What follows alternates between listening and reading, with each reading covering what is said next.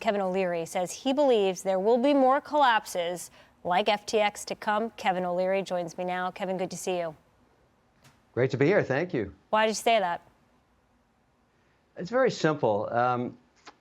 There won't be a change in anything until we get regulation in terms of the kind of nefarious activity that goes on unregulated exchanges. So every week you get another bankruptcy because there's a lot of tokenization of worthless assets, and that's basically the way to look at it. If there were regulation, you couldn't take an exchange and issue tokens on it that aren't worth anything, make people buy them to get trading discounts, and then try and put a multi-billion-dollar valuation on them. That was the real demise of FTX. It'll be the demise of other exchanges. Genesis just filed for bankruptcy. But in a way, this is all good. We're going to get rid of all of this fluff and all these bad actors and all of this bad policy, because the code itself, after all, Bitcoin and tokens are just software. And there's nothing nefarious about software. It's just the policy that we lack to make sure we play by the rules. And so I'm very optimistic. Senator Toomey has retired, as you know, January 3rd, but I think Senator Haggerty's picking up the ball on getting policy and regulation here, because we have an opportunity as America to create a digital currency, a payment system that the whole world uses, backed by the U.S. dollar. All we need is policy and regulation. And that's the first step. And I think this is actually a turning point. All of these bankruptcies will go away. And the last point, my guess is if you go 5 years out from now, all of the players that are involved in this industry now won't be there. 90% of them will be gone because they don't know how to make money in a regulated environment. New operators will come in that came out of financial services, like the banks and everything else, and they'll run this new nascent industry, which I believe will eventually become the 12th sector of the economy. And I'm very happy about that, and I intend to be there, and I want to be a participant, but a regulated participant. So I believe you lost $15 million with FTX. Is that, if that number is correct? That's close. You're that's not scared? That's a close number. It's actually $18 million. 18 million. Who's counting? $18 million, yes. And you say you would go back in as cryptocurrencies could be the 12th sector of the S&P 500? You're confident enough to go back in if it's regulated?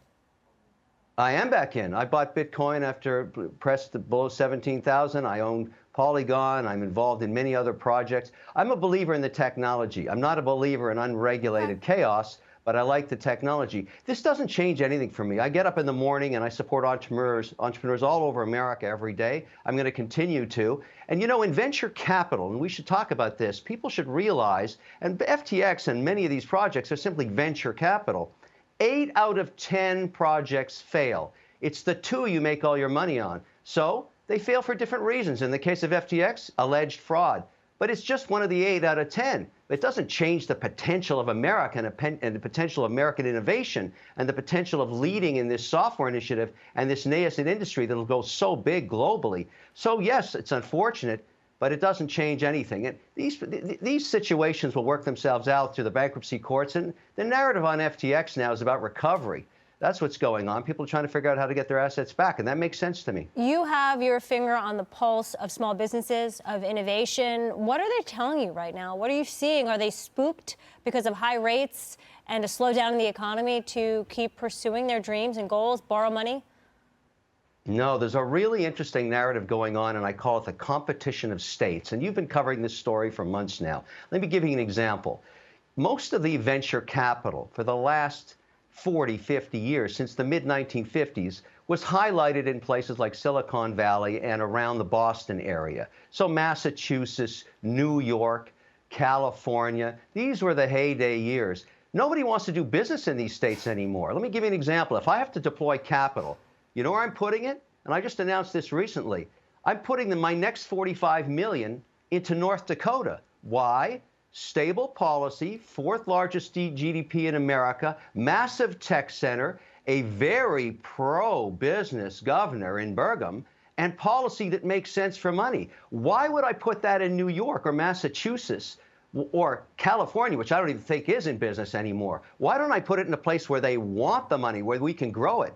And frankly, you can get your kids in school in North Dakota. So my new headquarters, and this is something that people missed in the nuance of what occurred in the post-pandemic economy. 40% of our staff and all of our companies work remotely anyways. I can put headquarters anywhere. So why put it in Massachusetts where you're penalized for success?